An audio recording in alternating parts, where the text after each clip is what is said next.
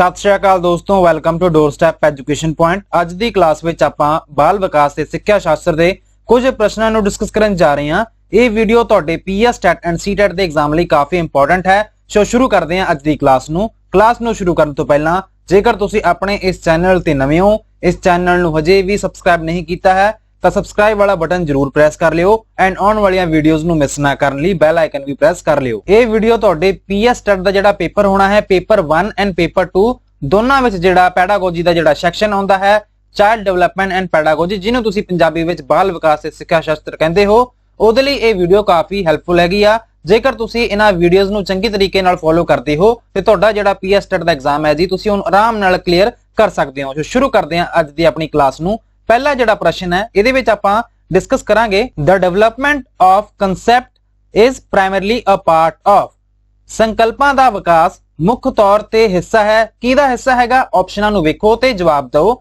Video ਨੂੰ ਤੁਸੀਂ pause ਵੀ ਕਰ ਸਕਦੇ ਹੋ ਐਂਡ ਇਹਦਾ ਜਵਾਬ ਕਮੈਂਟ ਸੈਕਸ਼ਨ ਦੇ ਵਿੱਚ ਲਿਖ ਸਕਦੇ ਹੋ ਤਾਂ ਕਿ ਤੁਸੀਂ ਬਾਅਦ ਵਿੱਚ ਚੈੱਕ ਕਰ ਸਕੋ ਕਿ ਤੁਸੀਂ ਜਿਹੜਾ ਜਵਾਬ ਦਿੱਤਾ ਸੀ ਕੀ ਉਹ ਸਹੀ ਸੀ ਜਾਂ ਗਲਤ ਸੀ। ਐਂਡ ਸੈਸ਼ਨ ਖਤਮ ਹੋਣ ਤੋਂ ਬਾਅਦ ਲਾਸਟ ਤੇ ਸਾਨੂੰ ਜਰੂਰ ਤੁਸੀਂ ਇਹ ਕਮੈਂਟ ਕਰਕੇ ਦੱਸਣਾ ਹੈ ਕਿ ਤੁਹਾਡੇ 10 ਦੇ ਵਿੱਚੋਂ ਕਿੰਨੇ ਨੰਬਰ ਬਣੇ ਨੇ। ਪਹਿਲੇ ਪ੍ਰਸ਼ਨ ਨੂੰ ਆਪਾਂ ਦੁਬਾਰਾ ਤੋਂ ਪੜ੍ਹ ਲੈਂਦੇ ਆ। The development of concept is primarily a part of. ਜਿਹੜਾ ਸੰਕਲਪ ਹੁੰਦੇ ਨੇ ਉਹਨਾਂ ਦਾ ਜਿਹੜਾ ਵਿਕਾਸ ਹੈਗਾ ਉਹ ਮੁੱਖ ਤੌਰ ਤੇ ਕਿਹਦਾ ਹਿੱਸਾ ਹੁੰਦਾ ਹੈ? ਪਹਿਲੀ ਆਪਸ਼ਨ ਦੇ ਵਿੱਚ ਲਿਖਿਆ ਹੋਇਆ ਇਮੋਸ਼ਨਲ ਡਿਵੈਲਪਮੈਂਟ, ਭਾਵਨਾਤਮਕ ਵਿਕਾਸ, ਜਾਂ ਫਿਰ option number B intellectual development, बौद्धिक विकास, या फिर option number C physical development शरीरक विकास, option number D social development समाजिक विकास। जेकर आपां गल करते हैं विकास दी, ਇਹਦੇ ਵਿੱਚ ਵਿਕਾਸ ਦੀ ਇਹਨਾਂ ਨੇ ਗੱਲ ਕਿਹਦੀ ਕੀਤੀ ਹੈ? ਕਨਸੈਪਟ ਦੀ ਗੱਲ ਕੀਤੀ ਹੈ। ਜਿਹੜੇ ਆਪਣੇ ਸੰਕਲਪ ਹੁੰਦੇ ਨੇ, ਜਿਹੜੇ ਆਪਣੇ ਕਨਸੈਪਟ ਹੁੰਦੇ ਨੇ, ਜੇਕਰ ਉਹਦਾ ਡਿਵੈਲਪਮੈਂਟ ਹੋ ਰਿਹਾ ਤੇ ਉਹ ਕਿਹੜੇ ਡਿਵੈਲਪਮੈਂਟ ਦਾ ਪਾਰਟ ਹੈ? ਕੀ ਉਹ ਇਮੋਸ਼ਨਲ ਡਿਵੈਲਪਮੈਂਟ ਹੈ ਜਾਂ ਫਿਰ ਇੰਟੈਲੈਕਚੁਅਲ ਡਿਵੈਲਪਮੈਂਟ ਹੈ? ਫਿजिकल ਡਿਵੈਲਪਮੈਂਟ ਦਾ ਪਾਰਟ ਤਾਂ ਇਹ ਹੋ ਨਹੀਂ ਸਕਦਾ ਕਿਉਂਕਿ ਇੱਥੇ ਕਨਸੈਪਟ ਦੀ ਗੱਲ ਕੀਤੀ ਹੈ। ਜਿਹੜੀਆਂ ਕਨਸੈਪਟ ਹੁੰਦੇ ਨੇ ਆਪਣੇ, ਜਿਹੜੇ ਕਹਿ ਸਕਦੇ ਆ ਕਿ ਜਿਹੜੇ ਦਿਮਾਗ ਦੇ ਵਿੱਚ ਕੈਲਕੂਲੇਸ਼ਨਾਂ ਚੱਲਦੀਆਂ ਨੇ, ਆਪਾਂ ਜੋ ਕੁਝ ਵੀ ਕਰਦੇ ਆ, ਅੰਡਰਸਟੈਂਡਿੰਗ ਜਿਹੜਾ ਲੈਵਲ ਹੈਗਾ ਉਹ ਕਿੱਥੋਂ ਡਿਵੈਲਪ ਹੁੰਦਾ? ਉਹ ਹੈਗਾ ਜੀ ਪਾਰਟ ਇੰਟੈਲੈਕਚੁਅਲ ਡਿਵੈਲਪਮੈਂਟ ਦਾ, ਜਿਹਨੂੰ ਤੁਸੀਂ ਬੌਧਿਕ ਵਿਕਾਸ ਦਾ ਵੀ ਨਾਮ ਦਿੰਦੇ ਹੋ। ਸੋ ਆਪਸ਼ਨ ਨੰਬਰ ਬੀ ਹੋ ਗਿਆ ਤੁਹਾਡਾ ਸਹੀ। ਇਮੋਸ਼ਨਲ ਡਿਵੈਲਪਮੈਂਟ ਦਾ ਇਹ ਪਾਰਟ ਨਹੀਂ ਹੈ, ਨਾ ਤਾਂ ਇਹ ਸੋਸ਼ਲ ਡਿਵੈਲਪਮੈਂਟ ਦਾ ਪਾਰਟ ਹੈ, ਨਾ ਫਿਜ਼ੀਕਲ ਡਿਵੈਲਪਮੈਂਟ ਦਾ ਪਾਰਟ ਹੈ। ਆਪਸ਼ਨ ਨੰਬਰ ਬੀ ਨੂੰ ਤੁਸੀਂ ਟਿਕ ਕਰ ਸਕਦੇ ਹੋ। ਇਸ ਦੇ ਨਾਲ ਹੀ ਆਪਾਂ ਚੱਲਦੇ ਹਾਂ ਅਗਲੇ ਪ੍ਰਸ਼ਨ ਤੇ। ਅਗਲਾ ਜਿਹੜਾ ਪ੍ਰਸ਼ਨ ਹੈ ਇਹਦੇ ਵਿੱਚ ਤੁਹਾਨੂੰ ਇਹ ਪੁੱਛਿਆ ਜਾ ਰਿਹਾ ਹੈ heredity is considered as a social structure. ਵੰਸ਼ਾਗਤ ਨੂੰ ਸਮਾਜਿਕ ਬਣਤਰ ਵਜੋਂ ਮੰਨਿਆ ਜਾਂਦਾ ਹੈ। ਕੀ ਮੰਨਿਆ ਜਾਂਦਾ ਹੈ? ਕੀ ਇਹ ਸੈਕੰਡਰੀ ਹੈ ਜਿਹਨੂੰ ਐਜ਼ ਅ ਸੋਸ਼ਲ ਸਟਰਕਚਰ ਤੁਸੀਂ ਕੀ ਮੰਨਦੇ ਹੋ? ਸੈਕੰਡਰੀ ਸਟਰਕਚਰ, ਸਟੈਟਿਕ ਸਥਿਰ, ਪ੍ਰਾਇਮਰੀ ਜਾਂ ਫਿਰ ਡਾਇਨਾਮਿਕ ਜਿਹਨੂੰ ਤੁਸੀਂ ਗਤੀਸ਼ੀਲ ਕਹਿੰਦੇ ਹੋ। ਆਪਾਂ ਹੈਰੀਡਿਟੀ ਐਂਡ এনवायरमेंट ਵਾਲਾ ਜਦੋਂ ਚੈਪਟਰ ਪੜਿਆ ਸੀ ਉਹਦੇ ਵਿੱਚ ਆਪਾਂ ਕੁਝ ਗੱਲਾਂ ਸਿੱਖੀਆਂ ਸੀਗੀਆਂ ਕਿ ਜਦੋਂ ਵੀ ਆਪਣੇ ਜਿਹੜੇ ਫੀਚਰਸ ਹੁੰਦੇ ਨੇ ਕਿਸੇ ਵੀ ਪੇਰੈਂਟਸ ਦੇ ਵਿੱਚੋਂ, ਜਦੋਂ ਉਹਨਾਂ ਦੇ ਜਿਹੜੇ ਟ੍ਰੇਟਸ ਹੁੰਦੇ ਨੇ, ਜਿਹੜੇ ਗੁਣ ਹੁੰਦੇ ਨੇ, ਉਹ ਬੱਚੇ ਵਿੱਚ ਜਦੋਂ ਟ੍ਰਾਂਸਫਰ ਹੁੰਦੇ ਨੇ ਉਹ ਸਟੈਟਿਕ ਹੀ ਹੁੰਦੇ ਨੇ। ਆਪਾਂ ਉਹਨਾਂ ਫੀਚਰਸ ਨੂੰ ਚੇਂਜ ਨਹੀਂ ਕਰ ਸਕਦੇ। ਸੋ ਇੱਥੇ ਜਵਾਬ ਦੇ ਵਿੱਚ ਕੀ ਹੋਏਗਾ ਤੁਹਾਡਾ ਆਨਸਰ? ਇਹਦਾ ਜਿਹੜਾ ਜਵਾਬ ਹੋਏਗਾ, ਸਹੀ ਜਵਾਬ, ਉਹ ਹੋਣਾ ਹੈ ਸਟੈਟਿਕ ਸਥਿਰ। ਆਪਸ਼ਨ ਨੰਬਰ ਜਿਹੜਾ ਇੱਥੇ ਬੀ ਲਿਖਿਆ ਹੋਇਆ, ਇੱਥੇ ਆਪਸ਼ਨ ਚ ਚਲੋ ਡੀ ਲਿਖਿਆ ਬਟ ਇੱਥੇ ਤੁਸੀਂ ਆਪਸ਼ਨਾਂ ਨੂੰ ਵੇਖੋ, ਸਥਿਰ ਇਹਦਾ ਸਹੀ ਜਵਾਬ ਹੋਏਗਾ। ਬਟ ਮੰਨ ਲਓ ਹੈਰੀਡਿਟੀ ਦੇ ਥਾਂ ਤੇ ਇੱਥੇ এনवायरमेंट ਲਿਖਿਆ ਹੁੰਦਾ, ਵਾਤਾਵਰਣ ਲਿਖਿਆ ਹੁੰਦਾ, ਤੇ ਤੁਸੀਂ ਇਹਦਾ ਕੀ ਜਵਾਬ ਦੇਣਾ ਸੀਗਾ? ਜੇ ਮੈਂ ਕਹਿ ਦਵਾਂ ਕਿ heredity is considered as a social structure, ਫਿਰ ਤੁਹਾਡਾ ਜਵਾਬ ਬਣ ਜਾਣਾ ਸੀਗਾ ਡਾਇਨਾਮਿਕ, ਕਿਉਂਕਿ এনवायरमेंट ਦੇ ਅਕੋਰਡਿੰਗ ਆਪਾਂ ਚੇਂਜ ਹੋ ਜਾਂਦੇ ਆ। ਬਟ ਜੇਕਰ ਆਪਾਂ ਗੱਲ ਕਰੀਏ ਹੈਰੀਡਿਟੀ ਦੀ,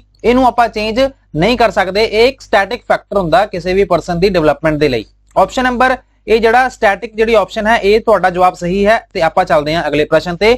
ਅਗਲਾ ਪ੍ਰਸ਼ਨ ਹੈ human development is based on certain principles, which of the following is not a principle of human development? ਮਨੁੱਖ ਦਾ ਵਿਕਾਸ ਨਿਸ਼ਚਿਤ ਆਧਾਰ ਤੇ ਹੁੰਦਾ ਹੈ। ਹੇਠ ਲਿਖਿਆਂ ਵਿੱਚੋਂ ਕਿਹੜਾ ਮਨੁੱਖੀ ਵਿਕਾਸ ਦਾ ਸਿਧਾਂਤ ਨਹੀਂ ਹੈ? ਆਪਾਂ ਇਹ ਗੱਲ ਵੀ ਡਿਸਕਸ ਜ਼ਰੂਰ ਕਰਾਂਗੇ, ਜੋ ਕੁਝ ਇੱਥੇ ਪ੍ਰਿੰਸੀਪਲਸ ਬਾਰੇ ਗੱਲ ਕੀਤੀ ਹੋਈ ਆ ਕਿ ਜਦੋਂ ਵੀ ਮਨੁੱਖ ਦਾ, ਕਿਸੇ ਬੱਚੇ ਦਾ ਜਦੋਂ ਵਿਕਾਸ ਹੁੰਦਾ ਹੈ, ਕਿਸੇ ਪਰਸਨ ਦਾ ਵਿਕਾਸ ਹੁੰਦਾ ਹੈ, ਉਹ ਕੁਝ ਸਿਧਾਂਤ ਹੁੰਦੇ ਨੇ, ਉਹਨਾਂ ਦੇ ਅਕੋਰਡਿੰਗ ਹੀ ਕਿਸੇ ਪਰਸਨ ਦਾ ਵਿਕਾਸ ਹੁੰਦਾ ਹੈ। ਸੋ ਤੁਸੀਂ ਉਹਨਾਂ ਆਪਸ਼ਨਾਂ ਨੂੰ ਪੜੋ ਤੇ ਜਵਾਬ ਦਿਓ ਇਹਦਾ ਕੀ ਜਵਾਬ ਹੋਣਾ ਹੈ। ਪਹਿਲੇ ਤੇ ਲਿਖਿਆ ਹੋਇਆ ਕੰਟੀਨਿਊਟੀ, ਨਿਰੰਤਰਤਾ। ਦੂਜੇ ਆਪਸ਼ਨ ਦੇ ਵਿੱਚ ਇਹਨਾਂ ਨੇ ਲਿਖਿਆ ਹੋਇਆ ਸੀਕੁਐਂਟੈਲਿਟੀ, ਕ੍ਰਮਵਾਰਤਾ, ਜਾਂ ਫਿਰ option number C general to specific, ਆਮ ਤੋਂ ਖਾਸ, ਜਾਂ ਫਿਰ ਰਿਵਰਸਿਬਲ, ਉਲਟਾਉਣ ਯੋਗ। ਕੁਐਸਚਨ ਨੂੰ ਤੁਸੀਂ ਦੁਬਾਰਾ ਪੜੋ ਤੇ ਸਮਝੋ। ਆਪਣਾ ਜਿਹੜਾ ਮਨੁੱਖੀ ਵਿਕਾਸ ਹੈਗਾ ਇਜ਼ ਬੇਸਡ, ਕਾਦੇ ਤੇ ਬੇਸਡ ਹੁੰਦਾ? Certain principal. ਇਹ ਤਾਂ ਚਲੋ ਗੱਲ ਠੀਕ ਹੈ, ਆਪਾਂ ਨੂੰ ਪਤਾ ਲੱਗ ਗਈ। ਤੇ ਇਹਨਾਂ ਦੇ ਵਿੱਚੋਂ ਦੱਸੋ ਕਿਹੜਾ ਇਹੋ ਜਿਹੀ ਜਿਹੜੀ ਆਪਸ਼ਨ ਲਿਖੀ ਹੋਈ ਹੈ ਜਿਹੜੀ ਕਿ ਪ੍ਰਿੰਸੀਪਲ ਹੈ ਨਹੀਂ, ਸਿਧਾਂਤ ਨਹੀਂ ਹੈ।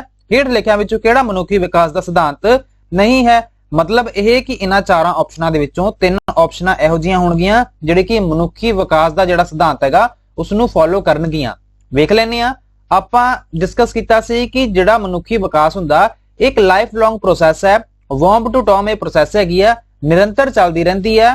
ਬਰਥ ਤੋਂ ਲੈ ਕੇ ਜਦੋਂ ਤੱਕ ਬੰਦਾ ਮਰ ਨਹੀਂ ਜਾਂਦਾ ਉਦੋਂ ਤੱਕ ਇਹ ਪ੍ਰੋਸੈਸ ਚੱਲਦੀ ਹੈ। ਸੋ ਕੰਟੀਨਿਊਟੀ ਇਹ ਗੱਲ ਤਾਂ ਠੀਕ ਹੈ। ਠੀਕ, ਇਸ ਕੁਐਸਚਨ ਦੇ ਅਕੋਰਡਿੰਗ ਨਹੀਂ ਮੈਂ ਕਹਿ ਰਿਹਾ, ਮਤਲਬ ਇੱਕ ਪ੍ਰਿੰਸੀਪਲ ਹੈ, ਇਹਨੂੰ ਆਪਾਂ ਇੱਕ ਹਿਸਾਬ ਨਾਲ ਲਗਾ ਦਿੰਨੇ ਆ ਟਿਕ। ਆਪਸ਼ਨ ਨੰਬਰ ਬੀ ਵੇਖੋ, ਸੀਕੁਐਂਸ਼ੈਲਿਟੀ, ਭਾਵ ਇਹ ਕਿ ਕ੍ਰਮਵਾਰਤਾ, ਕਿ ਕਿਸੇ ਵੀ ਪਰਸਨ ਦਾ ਜਿਹੜਾ ਵਿਕਾਸ ਹੈ ਉਹ ਇੱਕ ਸੀਕੁਐਂਸ ਵਿੱਚ ਹੀ ਹੁੰਦਾ ਹੈ। ਸੋ ਇਹ ਗੱਲ ਤਾਂ ਬਿਲਕੁਲ ਠੀਕ ਹੈ ਨਾ। ਸੋ ਇਹ ਗੱਲ ਵੀ ਠੀਕ ਹੈਗੀ ਆ। ਆਪਸ਼ਨ ਨੰਬਰ ਜੇ ਤੁਸੀਂ ਸੀ ਨੂੰ ਵੇਖਦੇ ਹੋ, ਸੀ ਦੇ ਵਿੱਚ ਕੀ ਲਿਖਿਆ ਹੋਇਆ ਕਿ ਜਨਰਲ ਟੂ ਸਪੈਸਿਫਿਕ, ਕਿ ਕਿਸੇ ਵੀ ਪਰਸਨ ਦਾ ਜਿਹੜਾ ਵਿਕਾਸ ਹੈ ਉਹ ਆਮ ਤੋਂ ਖਾਸ ਹੁੰਦਾ ਹੈ। ਇਹ ਵੀ ਗੱਲ ਠੀਕ ਹੈ। ਕਿਵੇਂ ਠੀਕ ਹੈ? ਮਤਲਬ ਕਿਸੇ ਵੀ ਪਰਸਨ ਦੀ ਜਦੋਂ ਬਾਡੀ ਗਰੋ ਕਰਦੀ ਹੈ ਉਹਦੇ ਵਿੱਚ ਡਿਵੈਲਪਮੈਂਟ ਦੀ ਪ੍ਰੋਸੈਸ ਤੁਹਾਨੂੰ ਵੇਖਣ ਨੂੰ ਮਿਲਦੀ ਹੈ ਤੇ ਉਹ ਜਨਰਲ ਟੂ ਸਪੈਸਿਫਿਕ ਹੀ ਵੇਖਣ ਨੂੰ ਮਿਲਦੀ ਹੈ। ਐਗਜ਼ਾਮਪਲ ਦੇ ਥਰੂ ਇੱਕ ਗੱਲ ਤੁਸੀਂ ਸਮਝ ਸਕਦੇ ਹੋ ਕਿ ਕਿਸੇ ਵੀ ਪਰਸਨ ਦਾ, ਕਿਸੇ ਵੀ ਬੱਚੇ ਦਾ ਜਿਹੜਾ ਹੈਂਡ ਹੈਗਾ ਉਹ ਪਹਿਲਾਂ ਡਿਵੈਲਪ ਹੁੰਦਾ। ਹੈਂਡ ਡਿਵੈਲਪ ਹੋਣ ਤੋਂ ਬਾਅਦ ਉਹਦੀਆਂ ਜਿਹੜੀਆਂ ਫਿੰਗਰਸ ਹੁੰਦੀਆਂ ਨੇ ਬਾਅਦ ਵਿੱਚ ਉਹਨਾਂ ਤੇ ਕੰਟਰੋਲ ਕਰਨਾ ਉਹ ਸਿੱਖਦਾ ਹੈਗਾ। ਠੀਕ ਹੈ ਜੀ। ਸੋ ਮੈਂ ਤੁਹਾਨੂੰ ਇਹ ਸਮਝਾਉਣ ਦੀ ਕੋਸ਼ਿਸ਼ ਕਰ ਰਿਹਾ ਕਿ ਕਿਸੇ ਵੀ ਪਰਸਨ ਦਾ ਜਿਹੜਾ ਵਿਕਾਸ ਹੈਗਾ ਉਹ ਪਹਿਲਾਂ ਤਾਂ ਮਤਲਬ ਉਹ ਜਰਨਲ ਚੀਜ਼ਾਂ ਹੁੰਦੀਆਂ ਨੇ, ਉਹਦਾ ਵਿਕਾਸ ਹੋਵੇਗਾ। ਬਾਅਦ ਵਿੱਚ ਜਿਹੜੀਆਂ ਸਪੈਸਿਫਿਕ ਹੁੰਦੀਆਂ ਨੇ ਉਹਨਾਂ ਚੀਜ਼ਾਂ ਦਾ ਵਿਕਾਸ ਹੁੰਦਾ ਹੈ। ਮਤਲਬ ਇਹ ਕਿ ਜਰਨਲ ਟੂ ਸਪੈਸਿਫਿਕ ਵੀ ਇੱਕ ਕੀ ਹੈ, ਪ੍ਰਿੰਸੀਪਲ ਹੈ। ਸੋ ਇਸ ਦੇ ਅਕੋਰਡਿੰਗ ਇੱਥੇ ਨੋਟ ਲਾਇਆ ਹੋਇਆ। ਨੋਟ ਦਾ ਮਤਲਬ ਇਹ ਹੈ ਕਿ ਕਿਹੜਾ ਇਹਨਾਂ ਦੇ ਵਿੱਚੋਂ ਪ੍ਰਿੰਸੀਪਲ ਹੈ ਨਹੀਂਗਾ ਡਿਵੈਲਪਮੈਂਟ ਦਾ। ਸੋ ਆਪਸ਼ਨ ਨੰਬਰ ਡੀ ਤੁਹਾਡਾ ਸਹੀ ਹੋਵੇਗਾ। ਕਿਉਂ? ਰਿਵਰਸੀਬਲ, ਉਲਟਾਉਣਯੋਗ ਨਹੀਂ ਹੁੰਦਾ। ਮੰਨ ਲਓ ਕੋਈ ਜਿਹੜਾ ਪਰਸਨ ਹੈਗਾ ਉਹ ਵੱਡਾ ਹੋ ਗਿਆ ਜਾਂ ਫਿਰ ਉਹਦੇ ਬਾਈਸੈਪਸ ਹੈਗੇ ਨੇ ਜਾਂ ਫਿਰ ਉਹਦੀ ਜਿਹੜੀ ਹਾਈਟ ਹੈਗੀ ਆ, weight ਵੱਧ ਗਿਆ।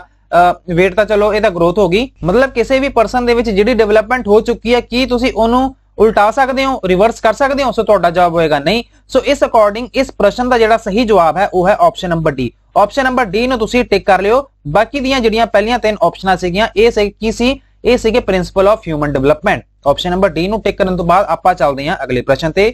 ਅਗਲਾ ਪ੍ਰਸ਼ਨ ਹੈ ਉਹਦੇ ਵਿੱਚ ਪੁੱਛਿਆ ਜਾ ਰਿਹਾ ਹੈ human development is the product of joint contribution of both.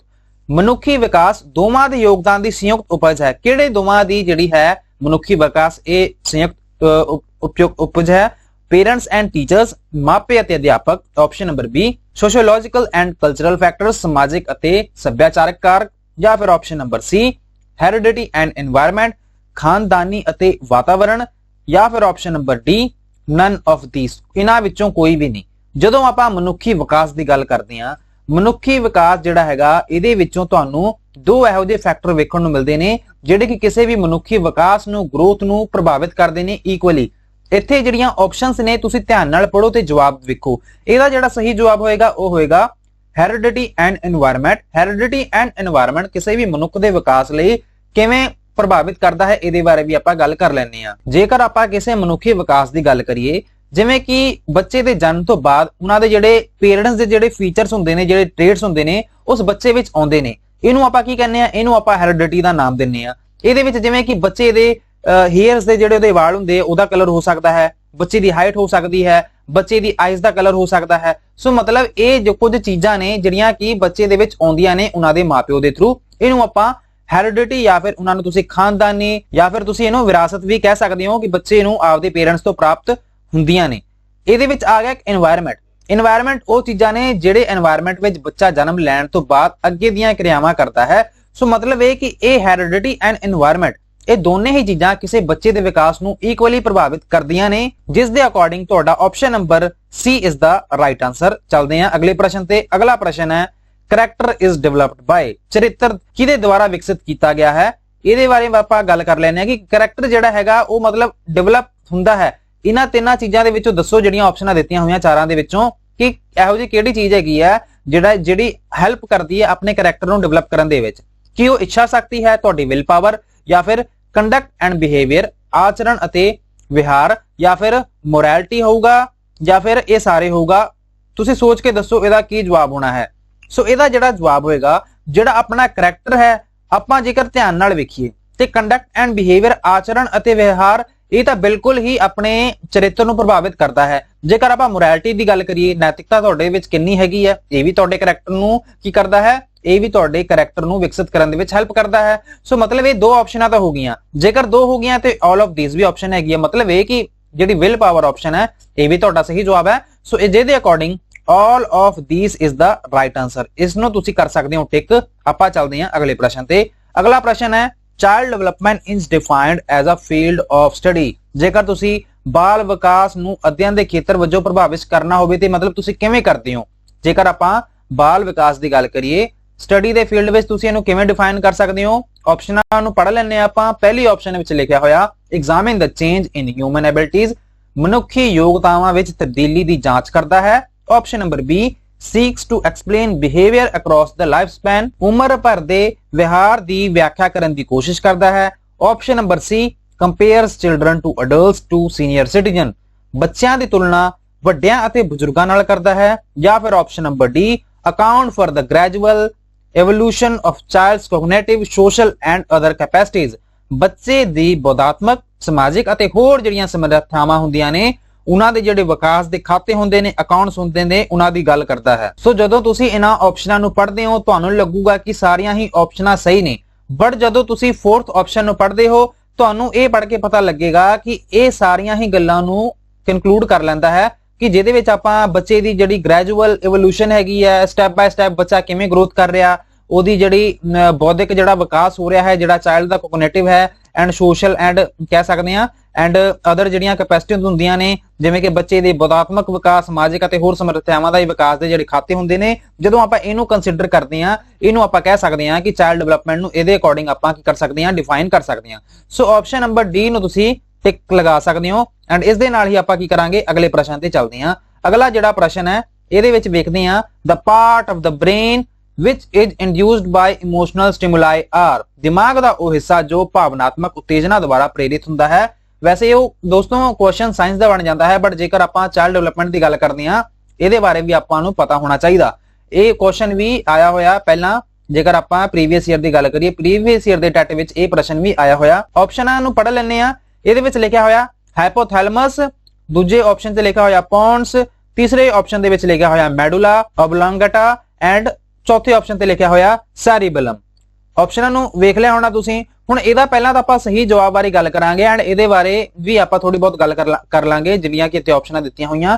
ਇੱਥੇ ਜਿਹੜਾ ਸਹੀ ਜਵਾਬ ਹੈ ਉਹ ਹੈ ਹਾਈਪੋਥੈਲਮਸ। ਆਪਣੇ ਬ੍ਰੇਨ ਵਿੱਚ ਜਿਹੜੇ ਕਿ ਇਮੋਸ਼ਨਲੀ ਜੋ ਕੁਝ ਵੀ ਹੁੰਦਾ ਹੈ ਜਾਂ ਫਿਰ ਆਪਾਂ ਨੂੰ ਗੁੱਸਾ, ਪਿਆਰ, ਇਹ ਜਿੰਨੀਆਂ ਵੀ ਐਕਟੀਵਿਟੀਜ਼ ਹੁੰਦੀਆਂ ਨੇ ਜਾਂ ਫਿਰ ਆਪਣੀ ਬੋਡੀ ਦਾ ਜਿਹੜਾ ਟੈਂਪਰੇਚਰ ਜਿਹੜਾ ਕੰਟਰੋਲ ਕਰਨ ਦਾ ਕੰਮ ਹੁੰਦਾ ਹੈ, ਇਹ ਜਿਹੜੀਆਂ ਸਾਰੀਆਂ ਹੀ ਫੰਕਸ਼ਨਸ ਹੁੰਦੇ ਨੇ ਇਹ ਹਾਈਪੋਥੈਲਮਸ ਦੁਆਰਾ ਹੀ ਕੀਤੇ ਜਾਂਦੇ ਨੇ। ਜੇਕਰ ਆਪਾਂ ਗੱਲ ਕਰੀਏ ਸੈਰੀਬੈਲਮ ਦੀ, ਸੈਰੀਬੈਲਮ ਜਿਹੜਾ ਤੁਹਾਨੂੰ ਇਹ ਪਾਰਟ ਵੇਖਣ ਨੂੰ ਮਿਲਦਾ ਹੈ ਬ੍ਰੇਨ ਦੇ ਵਿੱਚ, ਇਹਦਾ ਜਿਹੜਾ ਮੇਨ ਕੰਮ ਹੁੰਦਾ ਹੈ ਇਹ ਆਪਣੀ ਬੋਡੀ ਦੇ ਵਿੱਚ ਜਿਹੜਾ ਬੈਲੈਂਸ ਬਣਾਉਣ ਦਾ ਜਿਹੜਾ ਕੰਮ ਹੈ, ਜਿਵੇਂ ਕਿ ਆਪਾਂ ਰਾਹ ਦੇ ਵਿੱਚ ਤੁਰਦੇ ਜਾ ਰਹੇ ਹਾਂ, ਇਹ ਸਾਰਾ ਕੰਮ ਕਿਹਦੇ ਦੁਆਰਾ ਕੀਤਾ ਜਾਂਦਾ ਹੈ? ਮੇਨਲੀ ਕਹਿ ਸਕਦੇ ਹਾਂ ਮੂਵਮੈਂਟ ਜਿਹੜੀ ਆਪਾਂ ਕਰਦੇ ਹਾਂ ਉਹਦੇ ਵਿੱਚ ਬੈਲੈਂਸ ਬਣਾਉਣ ਦਾ ਕੰਮ ਸੈਰੀਬੈਲਮ ਦੁਆਰਾ ਕੀਤਾ ਜਾਂਦਾ ਹੈ। ਮੈਡੂਲਾ ਓਬਲਾਂਗਾਟਾ ਦੀ ਜੇਕਰ ਆਪਾਂ ਗੱਲ ਕਰੀਏ, ਇਹ ਜਿਹੜਾ ਫੰਕਸ਼ਨ ਹੈ ਇਸ ਦੇ ਅਕੋਰਡਿੰਗ ਆਪਾਂ ਜੋ ਵੀ ਰੈਸਪੀਰੇਟਰੀ ਕਿਰਿਆਵਾਂ ਕਰਦੇ ਆ, ਸਾਹ ਲੈਣੇ ਆ, ਆਪਾਂ ਜੋ ਕੁਝ ਵੀ ਆਪਣੀ ਬੋਡੀ ਦੇ ਵਿੱਚ ਡਾਈਜੈਸਟ ਵਗੈਰਾ ਹੁੰਦਾ ਹੈ, ਫੂਡ ਵਗੈਰਾ ਖਾਣੇ ਆ, ਸੋ ਇਹ ਸਾਰੇ ਕੰਮ ਮੈਡੂਲਾ ਓਬਲਾਂਗਾਟਾ ਦੁਆਰਾ ਕੀਤੇ ਜਾਂਦੇ ਆ। ਜੇਕਰ ਆਪਾਂ ਪੌਂਸ ਦੀ ਗੱਲ ਕਰੀਏ, ਜਿਹੜੀਆਂ ਆਪਣੀਆਂ ਸਲੀਪਿੰਗ ਐਕਟੀਵਿਟੀਜ਼ ਹੁੰਦੀਆਂ ਨੇ ਜਾਂ ਫਿਰ ਸਲੀਪਿੰਗ ਤੋਂ ਰਿਲੇਟਡ ਜਾਂ ਫਿਰ ਅਨਕੌਂਸ਼ੀਅਸ ਜਿਹੜਾ ਕੀ ਕੰਮ ਹੁੰਦਾ ਹੈ, ਇਹ ਸਾਰੇ ਕੰਮ ਜਿਹੜੇ ਹੈਂਡਲ ਕੀਤੇ ਜਾਂਦੇ ਨੇ ਇਹ ਪੌਂਸ ਦੁਆਰਾ ਕੀਤੇ ਜਾਂਦੇ ਨੇ। ਸੋ ਇਹ ਕੁਝ ਫੰਕਸ਼ਨ ਸੀਗੇ ਜਿਹਦੀ ਆਪਾਂ ਗੱਲ ਕਰ ਚੁੱਕੇ ਹਾਂ ਐਂਡ ਇਸ ਪ੍ਰਸ਼ਨ ਦਾ ਜਿਹੜਾ ਜਵਾਬ ਹੈ ਕਿ ਬ੍ਰੇਨ ਦਾ ਉਹ ਪਾਰਟ ਦਾ ਨਾਮ ਦੱਸਣਾ ਹੈ ਤੁਸੀਂ ਜਿਹੜਾ ਕਿ ਪ੍ਰਭਾਵਿਤ ਹੁੰਦਾ ਹੈ ਇਮੋਸ਼ਨਲ ਸਟਿਮੂਲਾਈ ਦੁਆਰਾ, ਉਹਨੂੰ ਆਪਾਂ ਨਾਮ ਦਿੰਨੇ ਆ ਹਾਈਪੋਥੈਲਮਸ ਦਾ। So option number A is the right answer, ਜਿਸ ਦੇ ਅਕੋਰਡਿੰਗ ਹੀ ਆਪਾਂ ਮਤਲਬ ਇਹ ਪ੍ਰਸ਼ਨ ਦੇ ਨਾਲ ਹੀ ਆਪਾਂ ਚੱਲਦੇ ਹਾਂ ਅਗਲੇ ਪ੍ਰਸ਼ਨ ਤੇ। ਅਗਲਾ ਜਿਹੜਾ ਪ੍ਰਸ਼ਨ ਹੈ human personality is the result of, ਮਨੁੱਖੀ ਸ਼ਖਸੀਅਤ ਡੈਸ਼ ਦਾ ਨਤੀਜਾ ਹੈ। ਕਿ ਇਹ ਨਤੀਜਾ ਹੈ interaction between heredity and environment, ਖਾਨਦਾਨੀ ਅਤੇ ਵਾਤਾਵਰਣ ਵਿਚਕਾਰ ਪਰਸਪਰ ਪ੍ਰਭਾਵ ਦਾ। ਕਿ ਇਹ ਨਤੀਜਾ ਹੈਗਾ ਜੇਕਰ ਆਪਾਂ ਕਿਸੇ ਪਰਸਨੈਲਿਟੀ ਦੀ ਗੱਲ ਕਰਦੇ ਹਾਂ, ਜਾਂ ਫਿਰ ਓਨਲੀ এনवायरमेंट ਸਿਰਫ ਵਾਤਾਵਰਣ, ਓਨਲੀ ਹੈਰੀਡਿਟੀ ਜਾਂ ਫਿਰ ਸਿਰਫ ਖਾਨਦਾਨੀ, ਜਾਂ ਫਿਰ ਅਪਬ੍ਰਿੰਗਿੰਗ ਆਫ ਐਜੂਕੇਸ਼ਨ, ਪਰਵਰਿਸ਼ ਅਤੇ ਸਿੱਖਿਆ। ਇਹਦਾ ਜਿਹੜਾ ਸਹੀ ਜਵਾਬ ਹੋਏਗਾ ਆਪਣੀ ਜਿਹੜੀ ਪਰਸਨੈਲਿਟੀ ਹੁੰਦੀ ਹੈ, ਜਦੋਂ ਤੁਸੀਂ ਆਪ ਵੀ ਥੋੜਾ ਜਿਹਾ ਸੋਚ ਕੇ ਵੇਖੋਗੇ ਤੇ ਆਪਾਂ ਨੂੰ ਪਤਾ ਲੱਗੂਗਾ ਕਿ ਆਪਣੀ ਜਿਹੜੀ ਪਰਸਨੈਲਿਟੀ ਡਿਵੈਲਪ ਹੁੰਦੀ ਹੈ ਕਿ ਉਹ ਹੈਰੀਡਿਟੀ ਕਾਰਨ ਹੁੰਦੀ ਹੈ। ਤੁਸੀਂ ਕਹੋਗੇ ਕਿ ਨਹੀਂ, ਇਹਦਾ ਜਿਹੜਾ ਜਵਾਬ ਹੋਏਗਾ ਉਹ ਹੋਏਗਾ ਓਨਲੀ এনवायरमेंट, ਸਿਰਫ ਵਾਤਾਵਰਣ ਹੀ ਤੁਹਾਡੀ ਪਰਸਨੈਲਿਟੀ ਨੂੰ ਕੀ ਕਰ ਸਕਦਾ ਹੈ, ਇਹਦਾ ਮਤਲਬ ਨਤੀਜਾ ਹੈਗਾ ਜੇਕਰ ਆਪਾਂ ਹਿਊਮਨ ਪਰਸਨੈਲਿਟੀ ਦੀ ਗੱਲ ਕਰਦੇ ਹਾਂ। ਸੋ ਆਪਸ਼ਨ ਨੰਬਰ B ਤੇ ਤੁਸੀਂ ਲਗਾ ਲਿਓ ਟਿਕ ਐਂਡ ਇਸ ਦੇ ਨਾਲ ਹੀ ਆਪਾਂ ਚੱਲਾਂਗੇ ਅੱਜ ਦੇ ਆਪਣੇ ਸੈਕੰਡ ਲਾਸਟ ਪ੍ਰਸ਼ਨ ਤੇ, ਉਹਦੇ ਬਾਰੇ ਵੀ ਆਪਾਂ ਗੱਲ ਕਰਦੇ ਹਾਂ which of the following is a principle of development. ਇਹਨਾਂ ਵਿੱਚੋਂ ਕਿਹੜਾ ਵਿਕਾਸ ਦਾ ਸਿਧਾਂਤ ਹੈ। ਵਿਕਾਸ ਦੇ ਸਿਧਾਂਤ ਦੀ ਗੱਲ ਕੀਤੀ ਹੈ। ਇਸ ਤੋਂ ਪਹਿਲਾਂ ਇੱਕ ਪ੍ਰਸ਼ਨ ਆਇਆ ਸੀਗਾ ਜਿਹਦੇ ਵਿੱਚ ਪੁੱਛਿਆ ਗਿਆ ਸੀਗਾ ਕਿ ਇਹਦੇ ਵਿੱਚੋਂ ਵਿਕਾਸ ਦਾ ਸਿਧਾਂਤ ਕਿਹੜਾ ਨਹੀਂ ਹੈ। ਕਈ ਵਾਰ ਤੁਸੀਂ ਇਹਨਾਂ ਨੋਟ ਤੇ ਐਂਡ ਨੋਟ ਤੇ ਕਈ ਵਾਰ ਤੁਸੀਂ ਧਿਆਨ ਨਹੀਂ ਦਿੰਦੇ, ਜਿਹਦੇ ਕਰਕੇ ਤੁਹਾਡਾ ਜਿਹੜਾ ਪ੍ਰਸ਼ਨ ਹੈ ਉਹ ਗਲਤ ਹੋ ਜਾਂਦਾ ਹੈ ਕਾਲ ਦੇ ਵਿੱਚ। ਸੋ ਇਸ ਗੱਲ ਦਾ ਤੁਸੀਂ ਖਾਸ ਧਿਆਨ ਰੱਖਣਾ ਹੈ। ਪਹਿਲੀ ਆਪਸ਼ਨ ਨੂੰ ਪੜੋ, ਡਿਵੈਲਪਮੈਂਟ ਇਜ਼ ਆਲਵੇਜ਼ ਲੀਨੀਅਰ। ਵਿਕਾਸ ਹਮੇਸ਼ਾ ਰੈਖਿਕ ਹੁੰਦਾ ਹੈ। Option number B, it is a discontinuous process. ਇਹ ਇੱਕ ਨਿਰੰਤਰ ਪ੍ਰਕਿਰਿਆ ਹੈ। ਆਪਸ਼ਨ ਨੰਬਰ 3 ਵਿੱਚ ਲਿਖਿਆ ਹੋਇਆ all processes of development are not interconnected. ਵਿਕਾਸ ਦੀਆਂ ਸਾਰੀਆਂ ਪ੍ਰਕਿਰਿਆਵਾਂ ਆਪਸ ਵਿੱਚ ਜੁੜੀਆਂ ਨਹੀਂ ਹਨ। ਜਾਂ ਫਿਰ option number D, it does not proceed at the same ਪੇਸ ਫॉर ਆਲ। ਇਹ ਸਾਰੀਆਂ ਲਈ ਇੱਕੋ ਰਫ਼ਤਾਰ ਨਾਲ ਅੱਗੇ ਨਹੀਂ ਵਧਦਾ ਹੈ। ਇੱਥੇ ਥੋੜੀ ਜਿਹੀ ਕਰੈਕਸ਼ਨ ਕਰ ਲੈ ਤੁਸੀਂ ਆਪਸ਼ਨ ਬੀ ਦੇ ਵਿੱਚ। ਇੱਥੇ ਲਿਖਿਆ ਹੋਇਆ it is a discontinuous process, but Punjabi ਦੇ ਅਨੁਵਾਦ ਵਿੱਚ ਥੋੜੀ ਜਿਹੀ ਮਿਸਟੇਕ ਹੋ ਚੁੱਕੀ ਹੈ। ਇਹਦੇ ਵਿੱਚ ਤੁਸੀਂ ਲਿਖਣਾ ਸੀ ਇਹ ਇੱਕ ਨਿਰੰਤਰ ਪ੍ਰਕਿਰਿਆ ਨਹੀਂ ਹੈ। ਠੀਕ ਹੈ ਦੋਸਤੋ, ਆਪਸ਼ਨ ਨੰਬਰ ਤੁਸੀਂ ਬੀ ਨੂੰ ਥੋੜਾ ਜਿਹਾ ਕਰੈਕਟ ਕਰ ਲਿਓ। ਮੈਂ ਪੀਪੀਟੀ ਦੇ ਵਿੱਚ ਵੀ ਇਹਨੂੰ ਸਹੀ ਕਰ ਲੂੰਗਾ ਜਦੋਂ ਇਹ ਕਲਾਸ ਖਤਮ ਹੁੰਦੀ ਹੈ। ਸੋ ਇਹਦੇ ਵਿੱਚ ਵੇਖੋ ਕਿਹੜਾ ਜਵਾਬ ਇਹਦੇ ਵਿੱਚ ਸਹੀ ਹੋਵੇਗਾ। ਭਾਵ ਇਹ ਕਿ ਇਹਦੇ ਵਿੱਚੋਂ ਕਿਹੜੀ ਆਪਸ਼ਨ ਹੈ ਜਿਹੜੀ ਕਿ ਪ੍ਰਿੰਸੀਪਲ ਹੈਗੀ ਹੈ ਡਿਵੈਲਪਮੈਂਟ ਦੀ। ਸੋ ਡਿਵੈਲਪਮੈਂਟ ਕੀ ਆਲਵੇਜ਼ ਲੀਨੀਅਰ ਹੁੰਦਾ ਹੈ? ਸੋ ਬਿਲਕੁਲ ਨਹੀਂ। ਵਿਕਾਸ ਹਮੇਸ਼ਾ ਰੈਖਿਕ ਨਹੀਂ ਹੁੰਦਾ ਹੈ। ਇੱਕ ਡਿਸਕੰਟੀਨਿਊਅਸ ਪ੍ਰੋਸੈਸ ਹੈਗੀ ਹੈ? ਬਿਲਕੁਲ ਨਹੀਂ। ਇੱਕ ਕੰਟੀਨਿਊਅਸ ਪ੍ਰੋਸੈਸ ਹੈ। ਆਪਸ਼ਨ ਨੰਬਰ ਜੇ ਤੁਸੀਂ ਸੀ ਨੂੰ ਵੇਖਦੇ ਹੋ, ਇੱਥੇ ਲਿਖਿਆ ਹੋਇਆ all processes of development are not interconnected. ਵਿਕਾਸ ਦੀਆਂ ਸਾਰੀਆਂ ਪ੍ਰਕਿਰਿਆਵਾਂ ਆਪਸ ਵਿੱਚ ਜੁੜੀਆਂ ਨਹੀਂ ਹਨ। ਸੋ ਇਹ ਗੱਲ ਵੀ ਗਲਤ ਹੈ। ਵਿਕਾਸ ਦੀਆਂ ਜਿਹੜੀਆਂ ਪ੍ਰਕਿਰਿਆਵਾਂ ਹੁੰਦੀਆਂ ਹੈਗੀਆਂ ਜੀ ਉਹ ਆਪਸ ਵਿੱਚ ਜੁੜੀਆਂ ਹੁੰਦੀਆਂ ਨੇ। ਜੇਕਰ ਆਪਾਂ ਆਪਸ਼ਨ ਨੰਬਰ ਡੀ ਦੀ ਗੱਲ ਕਰੀਏ, ਇੱਥੇ ਇਹਨਾਂ ਨੇ ਲਿਖਿਆ ਹੋਇਆ ਹੈ it does not proceed at the same ਪੇਸ ਫॉर ਆਲ। ਇਹ ਸਾਰੀਆਂ ਲਈ ਇੱਕੋ ਰਫ਼ਤਾਰ ਨਾਲ ਨਹੀਂ ਅੱਗੇ ਵਧਦਾ। ਇਹ ਗੱਲ ਠੀਕ ਲਿਖੀ ਹੋਈ ਹੈ। ਕਿਉਂ? ਕਿਉਂਕਿ ਕੋਈ ਜ਼ਰੂਰੀ ਨਹੀਂ ਕਿ ਸਾਰੇ ਹੀ ਪਰਸਨ ਦਾ ਜਿਹੜਾ ਵਿਕਾਸ ਹੈਗਾ ਇੱਕੋ ਟਾਈਮ ਤੇ ਇੱਕੋ ਸਪੀਡ ਨਾਲ ਹੋਵੇ। ਸੋ ਇਹ ਗੱਲ ਬਿਲਕੁਲ ਠੀਕ ਹੈਗੀ ਆ। ਕਈ ਵਾਰ ਤੁਸੀਂ ਕਲਾਸ ਵਿੱਚ ਬੱਚੇ ਵੇਖੇ ਹੋਣੇ ਆ ਜਿਨ੍ਹਾਂ ਦਾ ਵਿਕਾਸ ਤੇਜ਼ੀ ਨਾਲ ਹੁੰਦਾ ਹੈ, ਕਈਆਂ ਦਾ ਵਿਕਾਸ ਬਹੁਤ ਸਲੋ ਸਪੀਡ ਨਾਲ ਹੁੰਦਾ ਹੈ, ਬਟ ਵਿਕਾਸ ਜ਼ਰੂਰ ਹੁੰਦਾ ਹੈ। ਸੋ ਆਪਸ਼ਨ ਨੰਬਰ ਡੀ ਕੀ ਹੈ ਜੀ, ਇਹ ਤੁਹਾਡਾ ਸਹੀ ਜਵਾਬ ਹੈ। ਇਸ ਦੇ ਨਾਲ ਹੀ ਆਪਾਂ ਚੱਲਦੇ ਹਾਂ ਅੱਜ ਦੇ ਆਪਣੇ ਲਾਸਟ ਪ੍ਰਸ਼ਨ ਤੇ। ਲਾਸਟ ਪ੍ਰਸ਼ਨ ਨੂੰ ਵੀ ਆਪਾਂ ਡਿਸਕਸ ਕਰ ਲੈਂਦੇ ਹਾਂ, ਜਿਹਦੇ ਵਿੱਚ ਤੁਹਾਡੇ ਤੋਂ ਪੁੱਛਿਆ ਜਾ ਰਿਹਾ ਹੈ which of the following is a predominantly a heredity related factor। ਹੇਠ ਲਿਖਿਆਂ ਵਿੱਚੋਂ ਕਿਹੜਾ ਮੁੱਖ ਤੌਰ ਤੇ ਖਾਨਦਾਨੀ ਸੰਬੰਧਕ ਕਾਰਕ ਹੈ। ਪਾਰਟਿਸਿਪੇਸ਼ਨ ਇਨ ਸੋਸ਼ਲ ਐਕਟੀਵਿਟੀਜ਼, ਸਮਾਜਿਕ ਗਤੀਵਿਧੀਆਂ ਵਿੱਚ ਭਾਗੀਦਾਰੀ, ਐਟੀਟਿਊਡ ਟੁਵਾਰਡਸ ਦ ਪੀਅਰ ਗਰੁੱਪ ਪ੍ਰਤੀ ਰਵੱਈਆ, ਥਿੰਕਿੰਗ ਪੈਟਰਨ, ਸੋਚਣ ਦਾ ਪੈਟਰਨ, ਜਾਂ ਫਿਰ ਕਲਰ ਆਫ ਦਾ ਆਈਜ਼, ਅੱਖਾਂ ਦਾ ਰੰਗ। ਪੁੱਛਿਆ ਕੀ ਜਾ ਰਿਹਾ ਹੈ? Heredity related factor. Heredity related factor ਦੀ ਜੇਕਰ ਆਪਾਂ ਗੱਲ ਕਰੀਏ, ਆਪਸ਼ਨ ਨੰਬਰ ਫਸਟ ਜਿਹੜਾ ਲਿਖਿਆ ਹੋਇਆ ਪਾਰਟਿਸਿਪੇਸ਼ਨ ਇਨ ਸੋਸ਼ਲ ਐਕਟੀਵਿਟੀਜ਼, ਇਹ ਕਿਤੇ ਨਾ ਕਿਤੇ ਆਪਣੇ ਵਾਤਾਵਰਣ ਨਾਲ ਸੰਬੰਧਿਤ ਹੈ। ਸੋ ਆਪਸ਼ਨ ਨੰਬਰ ਏ ਨੂੰ ਆਪਾਂ ਕਰਾਂਗੇ ਐਲੀਮੀਨੇਟ, ਜਿਹੜਾ ਕਿ ਜਵਾਬ ਤੁਹਾਡਾ ਸਹੀ ਨਹੀਂ ਹੋ ਸਕਦਾ। ਐਟੀਟਿਊਡ ਟੁਵਾਰਡਸ ਦ ਪੀਅਰ ਗਰੁੱਪਸ, ਜਿਹੜੇ ਪੀਅਰ ਗਰੁੱਪਸ ਹੁੰਦੇ ਨੇ ਉਹਨਾਂ ਪ੍ਰਤੀ ਰਵੱਈਆ, ਇਹ ਵੀ ਕਿਤੇ ਨਾ ਕਿਤੇ এনवायरमेंट ਦਾ ਹੀ ਪਾਰਟ ਹੈਗਾ। ਹੈਰੀਡਿਟੀ ਨਾਲ ਇਹਦਾ ਕੋਈ ਸੰਬੰਧ ਨਹੀਂ।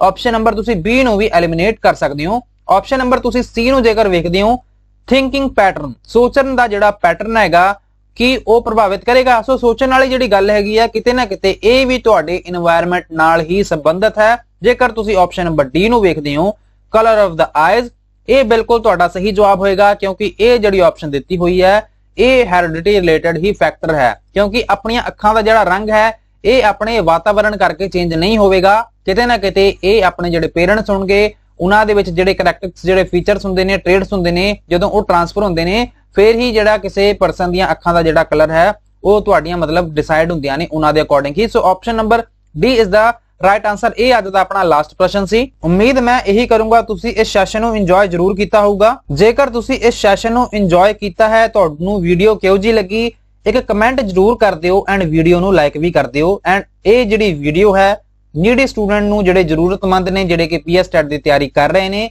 ਉਹਨਾਂ ਨੂੰ ਵੀ ਇਹ ਵੀਡੀਓ ਜ਼ਰੂਰ ਸ਼ੇਅਰ ਕੀਤੀ ਜਾਵੇ ਐਂਡ ਚੈਨਲ ਨੂੰ ਵੀ ਸਬਸਕ੍ਰਾਈਬ ਕਰ ਲਿਆ ਜਾਵੇ। ਇਸ ਦੇ ਨਾਲ ਹੀ ਦਿਓ ਇਜਾਜ਼ਤ। Thank you so much for watching. God bless you all.